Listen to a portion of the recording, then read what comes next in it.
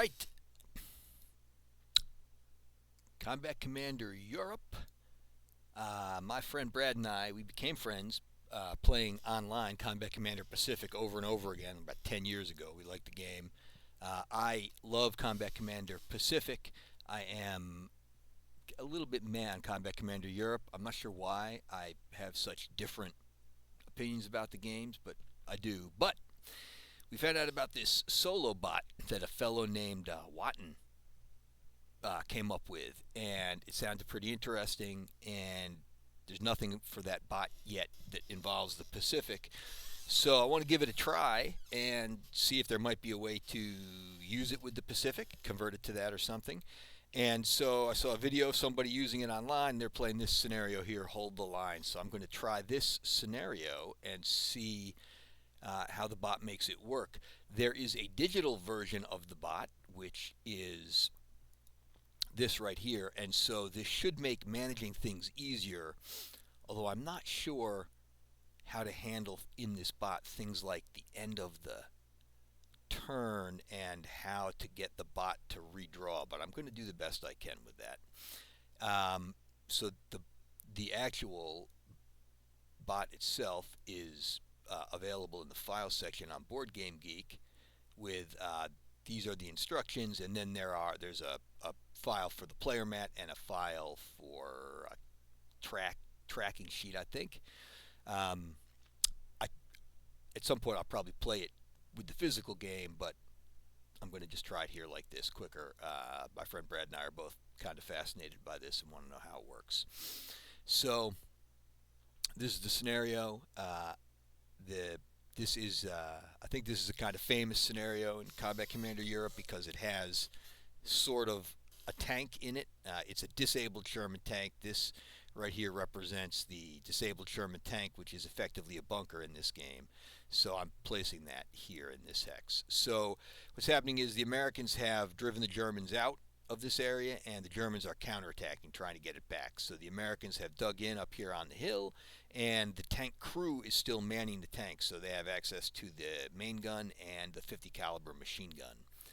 So this is this hex. The bunker has a stacking limit of 4 in this case because it's a tank. So the Americans end up moving in, and the Germans have sent some SS troops to try to take the hills back. And the Americans have some reinforcements coming in as the game progresses, but there are the remnants of a mine and obstruction field that the Germans had created that any American reinforcements will have to get through. I don't know why the game starts out with the Americans with 10 victory points, because if you look down here at the objectives, you'll see that Objective 4 and Objective 5 are each worth 4 victory points, and I think this is actually a secret objective for the Americans, but I'm playing the AI, so that doesn't really matter. And so the Germans eventually will reveal that they either have or don't have this. But so it seems like the Americans should be starting out with 8 victory points, not 10. But I guess never mind. I'm not sure how the victory point thing works. The Americans start out with 10 victory points. This objective here, number 4, is worth 4 to the Americans, to anybody. The Germans theoretically don't know that yet. And this objective on top of the hill, number 5, is worth 4. And, other objectives could show up here, right? So I've got the setup pretty close to the way the fellow on YouTube had it. I've moved some things around, but the main American force has dug in up here on the hill. They've got foxholes. These satchel charges represent captured Panzerfausts. So they're only allowed to fire into cover 2 or less, I think, or 2 or more. I'll have to check that when the time comes, but they've got a range of 1. So there's a satchel charge. Here's a satchel charge. It should be at the top of this unit, I think. That's how I think we do it in this game. And so these, it's a couple of line teams and an elite squad dug in on the hills. And so just to show you the hill, so this is the peak. This is the lower level here. And so the Germans have to come in on this line. So my thinking here is that so this is the Germans. They've got a heavy machine gun with a weapons team, and Sergeant Gans, and I meant to set this squad up in this hex also. And so my thinking is that hopefully the Germans are hoping as they start the game that they'll have a move order in their hand and they want to move into this building because this whole area here can come under fire from the Americans on the hill. And my thinking is that if the Germans are the AI, if the Germans can occupy this building and put some heavy fire down on the hill and then send a squad up to try to clean it out, that will be good. While these units here, one LMG and should be another. Yeah, right. So this stacking is wacky. So two squads with one LMG. Their plan, I think, is to kind of creep up here, get into these woods, and try to engage the bunker. Or ideally, the Germans will have their heavy machine guns set up on the hill by then and be able to, suppress this bunker while they advance. The Germans are definitely hoping that time triggers don't come too quickly because they want to get out of line of fire. The bunker here, the howitzer, I tried to find a reasonable setup location for it that would allow it to take both buildings under fire, but I couldn't find one any place. And so, see, that clips the corner, I believe, and that clips the woods, and not the corner, and this clips the corner of this building. So the bunker is going to just hang back here to try to defend this objective. And the Americans that come in can come in the woods here and just move very slowly to occupy it if they need to. So we'll see how it goes. The Americans, their initial hand is not a super great hand. I'm going to reveal all these cards. They don't have great cards, but they do have a recover, which will come in handy if the units on the hill start getting hammered by the heavy machine gun for the Germans. The Americans don't need to do too much moving or advancing, but they do have a light wounds, a crossfire, and they are probably going to catch German units in the open.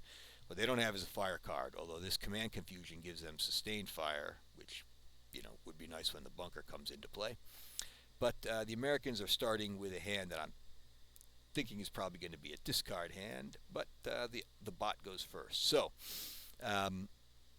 here's the bot, and this log down here will show what's happening behind the scenes. So you could, if you had a physical copy of the components, you could sort of move things as needed.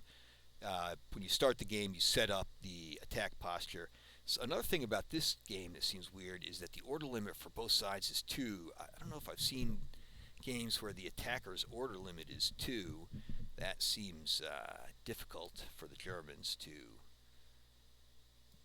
work through, but again, I don't know a lot about this game. So here we go. This is the first order check for the bot, and it gets a move, but first assault fire, which is probably good.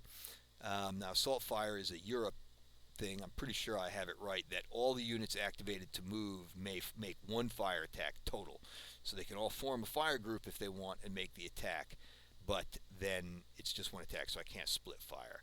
So the sergeant here, Sergeant Gans, I think, is going to activate everybody. And so this should be a pretty good attack. They shoot over these hedges since they're shooting up a hill, so it's range 6, so everybody can't reach. The machine gun can reach, but this squad here has only a range of 5. But this squad's range is modified by Sergeant Gans, so they can reach. So the machine gun will be the base for 8, plus 2 for Gans's leadership, so a base of 10, then 11 for that SS squad, and 12 for this light machine gun. And I think this would tell me here if there were any other, like if there was a sustained fire or something. So I'm just going to assume that that's the attack. So we've got, so what did I say? 10, 11, so 12 attacking. They're all going to shoot at the Americans in the foxholes on the very top of the thing. And the bot has its own dice here. There's a couple different fate decks at the same time. So let's make a roll. That's an 8. That's a pretty good attack. That's a total of 20. And the Americans, the elite team, has 7 morale plus 1 for Sergeant, or the elite squad plus 1 for Sergeant White is 8. So they've got 3 for the cover. and I think one for uphill. So that's 7, 10, 11. So they're starting at 12 for their defense roll. And so they're going to break, but there is an event that happens first. The Germans have the initiative card, and they will not this. And the event is a sniper. So, no, the event is a field promotion. Oh, wow. That's getting off to a hot start. Uh, the American hero shows up. Wow. I love games where the hero shows up in Combat Commander. So now I'm going to have to go find it and bring it in. And he can only come in if there's already a broken American unit, and we don't. This unit will break that is taking this fire, but the event happens first. So, sorry, Americans. Sorry, me, no hero. So, this unit is going to break the squad, and now the elite team will have the elite squad had a 12 to start with, so the line team will have an 11 to start with. And they are suppressed because it's a tie. I'm pretty sure that's the same in Europe as it is in Pacific. And now Sergeant White, he starts at an 8, and he's got 4 for the cover and the hill. So he's starting at a 12, and he does not break. So that was good, good stout attitude by the American sergeant there to stay in the fight. And so the Germans who are activated to move have done their assault fire, and now they're going to move. Now this entire stack here is going to move as one into the building. And the Americans, we know they do not have an op fire order, which wouldn't be doing them all that much good right now. They'd be able to fire a pretty weak attack. Yeah, it wouldn't be much, but they can't, so it doesn't matter. So they're going to stop there.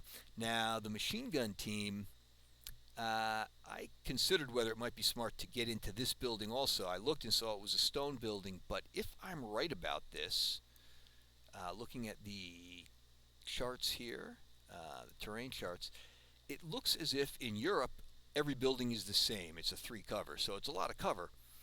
In Pacific, they have different cover values for the kinds of buildings, but it's also staring down the barrel of this,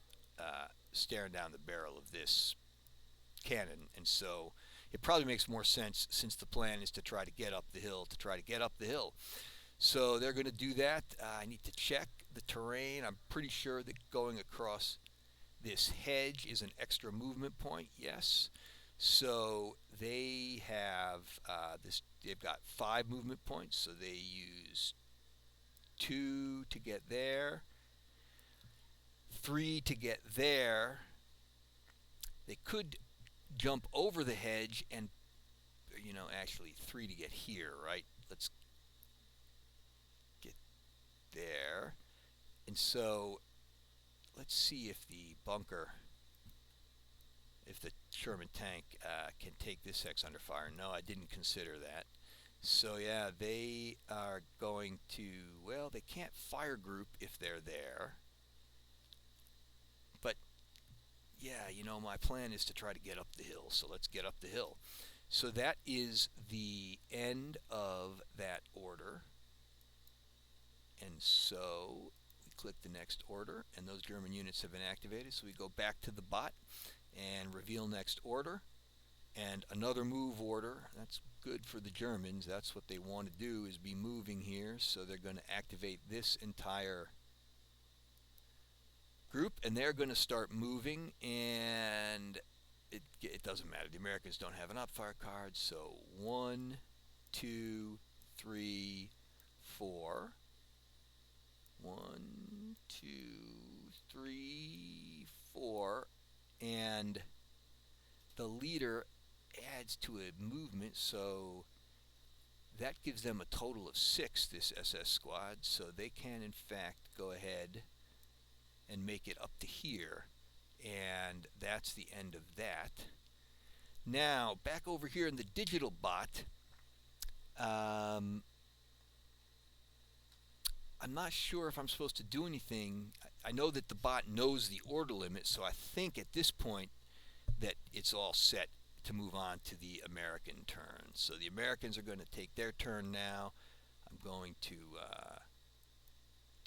deselect all those hexes, and so the Americans just really don't have anything that they can do here that is super helpful.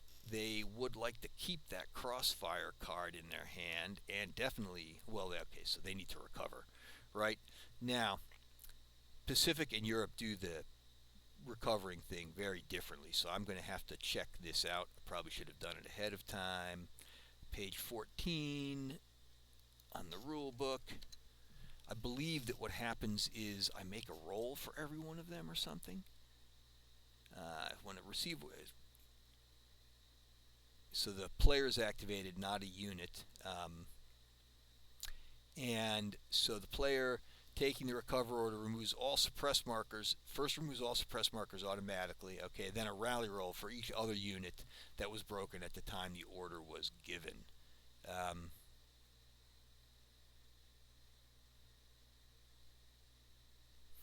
and I'm not sure about routes either. I'll have to look them up, see if that comes up. All right, so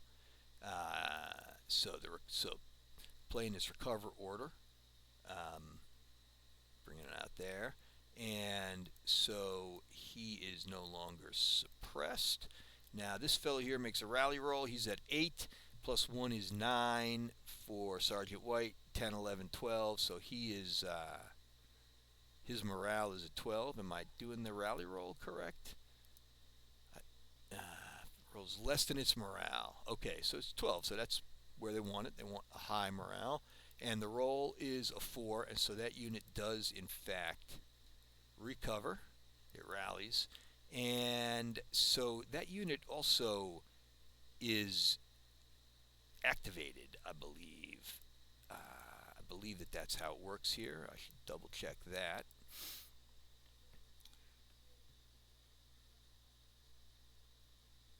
Oh, so the way it works in Europe is you all your broken units you roll for. In Pacific, you have points. You have rally points, and just immediately flip units back, however many you have.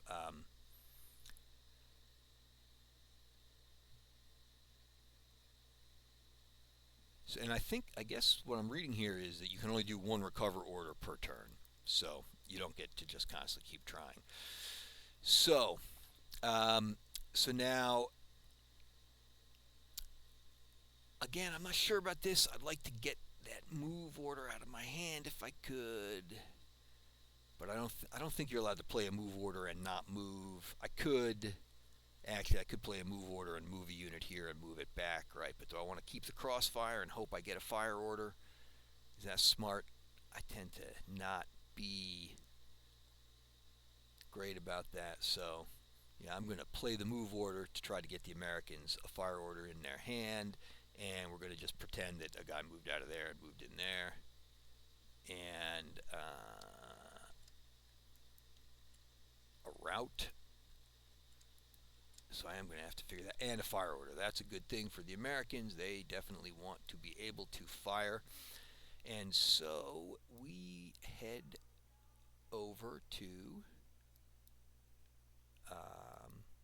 the German turn. So what's the bot going to do here? So checking my order. I just have to assume that the bot realizes that that was the end of turn. Let's see what happens. It says I'm finished. So I don't know if that applies to you. That might mean that there are no viable orders for this turn, or it might mean that it finished its turn. I'm going to assume it means it finished its turn, and I'm going to reveal an order, and it's a fire order. So I don't know if I'm doing this right as far as the bot goes, but yeah, let's. So now there can't be a fire group, but we can certainly make two separate attacks. Sergeant Gans has the ability to activate all of these units. I've got to decide ahead of time which unit to activate, so I'm thinking I could hold this activation for this unit and give it a move order. Oh, here comes my son. Are you ready to go play something, son? Yeah, and also can you do that thing I will. Let me finish this. This will take about 5 minutes, and then I'll come up and I'll show you the cards and I'll play with you. You can stay down here and watch if you want. I'm playing a war game here. See, these are the Germans. They're trying to attack the Americans. You're American? I'm the American. Say hello to the people that are watching this, the hordes of people that follow me on social media. Hi, people that follow Dada. Yes, not too many of you. All right, so that's my 6-year-old son, Soren. You're going to be playing this game with me one day, Soren. So the Germans are going to, yeah, you know what? Gans is going to just activate his little hex here. And if there's a move order, we'll use it to activate this unit individually. Let's see, the fire up to the hill will be, the machine gun will give a base of 10 and then 11 for the squad. The weapons team can't reach, right? And the weapons team has an extra 2 range, 1, 2, 3, 4. The weapons team could fire if it was firing at this, but I think we want to fire at this. My son Soren wants to say something. Say something. Skibbity toilet. Yeah, he loves skibbity toilet. If you know what that is, you got a little kid too. All right, so let's take this shot. And again, I believe that the bot will tell me if there was anything like sustained fire or anything like that. So it's just a regular fire attack. So we're going with 10, 11 at the sergeant's hex, and let's see what that bot rolls, and a 9. So the bot's rolling hot. So that's a 20. Sort of. Yeah, I do have my own YouTube channel, but it's not a big channel. So that's it. So hold on. I've got to keep concentrating on what I'm doing right now. I can't. I'm not good at math. Just give me a second. So that's an 11 plus 9 is 20 up here. And so again, we have for the Americans for their defense rolls, the elite team goes at an 8. Plus 3 is 11. Plus 1 is 12. So the elite team is starting at 12. The line team is starting at 11. And Sergeant White is starting at 12. So this is the elite squad. I keep saying it wrong. The elite squad is trying. So they started at a 12, and they equaled the. So they're suppressed, but there's another event. No, there's a sniper. All right. So we need to get a random hex. C10. Is that how you do snipers in Europe? I'm going to.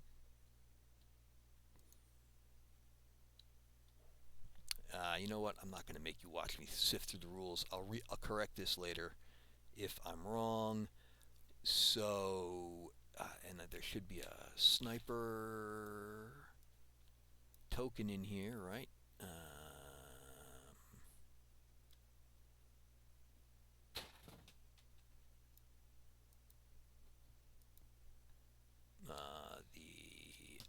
Where are the Americans? Invisible glue. Here's the U.S. units. How do you do the sniper thing again? Maybe you don't mark it. Sorry to make you sit and wait and watch all this. Urban sniper, urban sniper. Wait. Spotting around, star shell wire bunker, minefield, minefield blaze. I'm going to pause the video and see what the sniper rules are. Okay, so you don't mark text in any way, just look at it and see if there's a unit there. So C10, it's going to be way back here, so that sniper's going to have no effect. This American unit is suppressed.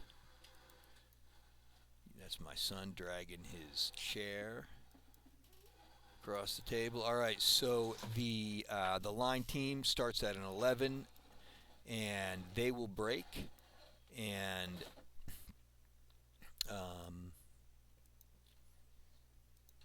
where's the team? There's the team. Oh, I've got them stacked wrong. They'll break, and now Sergeant White starts at a 12, and he's going to break. But first, we're going to see if this sniper does anything. E2. That might be nearby something. Is it E2? No, E2 is nowhere near anything. The Americans will not be choosing to snipe one of their own units. So we will carry on. And Sergeant White also breaks, so that is considerably bad news for the Americans. That is considerably good news for the Germans. The Americans have light wounds. Play when an American squad is about to break. Replace it with a matching team. Geez, I don't know. I'm not. Don't have a recover order. Want to be able to do some firing. Should I? Oh no, that doesn't apply. The squad didn't break. It only was suppressed. All right, so that's good. So now let's see if if the bot has another order for us. Reveal next order. Recover, which, yeah, great, that's fine, but we can't play that. So that is skipped. And what happens when the bot comes up with an order that it can't play is you, if it doesn't make sense, you instead move the action track token down one step. So I believe that the way you handle that in here is I believe it says skip current order will handle that. So the order is skipped, and now we're going to. So in other words, they have that card, but they're not playing it. And now we're going to try it, and I'm finished. No further orders. Okay. So I'm assuming that that was correct, and so I'm going to pause the video here and resume with the Americans' turn. Well, I guess I'll finish the cleanup and all that here. I'll resume with the American turn after I play with my son a bit.